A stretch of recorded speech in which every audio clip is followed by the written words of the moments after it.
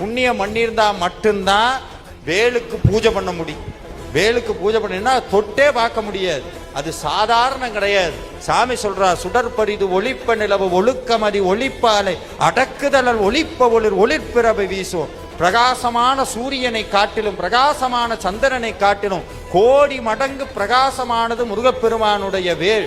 ஏன் அவ்வளவு பிரகாசம்னா, சாமி சிரிச்சுக்கிட்டே அருணகிரிநாதர் சொன்னாடே, எவெல்லாம் வேலை தொடர்ந்து பூஜை பண்றானோ அவனுக்கு ஒரு உண்மை புரியும், அவனுடைய வாழ்க்கையும் கோடி சூரியனை போல பிரகாசமாக மாறும். அப்படி ஏதாவது மீறி எனக்கு கஷ்டம் வந்தா என்ன பண்றது? கலங்காத, கஷ்டத்தை பார்த்து கலங்காத. பெரிய துன்பம் வந்து நிக்குதா, துன்பம் ஒவ்வொரு தடவையும் முருகன்ட்ட போய் முருகா எனக்கு பெரிய கஷ்டம், முருகா எனக்கு பெரிய கஷ்டம் சொல்லாதீங்க. கஷ்டத்துக்கிட்ட போய் சொல்லுங்க, என் முருகன் எவ்வளவு பெருசு தெரியுமா, என் முருகன் எவ்வளவு பெருசு, கைவிடவே மாட்டேன்.